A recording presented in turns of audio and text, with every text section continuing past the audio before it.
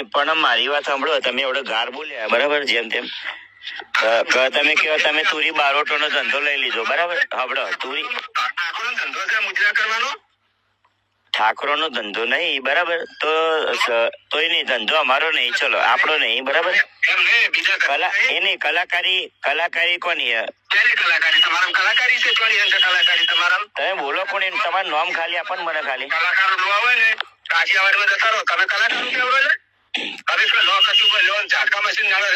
એ હું ક્યાં ગાયો ગીત? વિક્રમ ઠાકોર ક્યાં ગાયા? વિક્રમ ઠાકોર કોઈ દિવસ દારૂ વિશે ગીત નહીં ગાયા. વિક્રમ ઠાકોર કોઈ દિવસ સમાજ ને ગેર માર્ગે દ્વારા એવું ગીત ગાયા જ નહીં.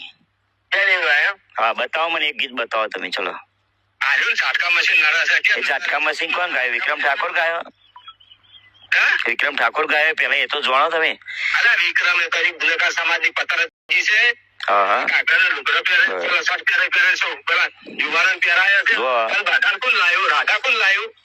રાધા તો જો પ્રેમ લીલા કોને કરી હતી? કૃષ્ણ ભગવાને.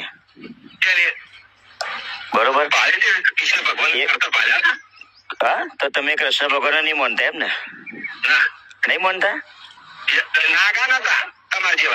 એટલે અમે શું નાગા છીએ? કલાકાર બોલે એટલે નાગા, અને ના બોલે તો હારા.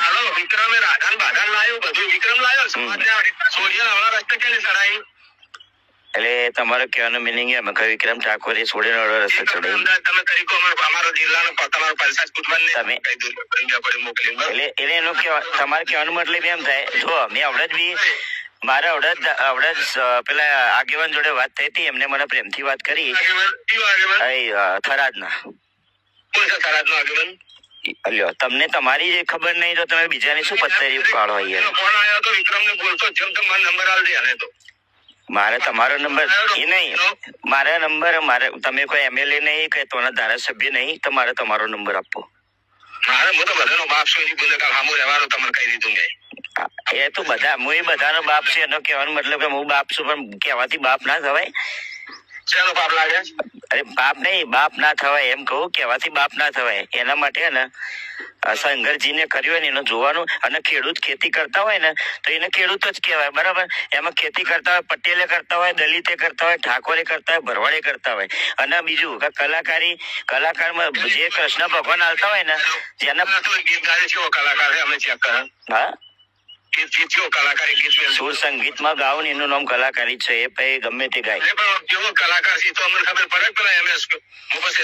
પણ એમ નહીં, તમે કહો ઝાટકા મશીન નડે છે, વિક્રમ ઠાકોર શું ગાયા છે યાર? તમે જે ગાયો એમને કયો ડાયરેક્ટ.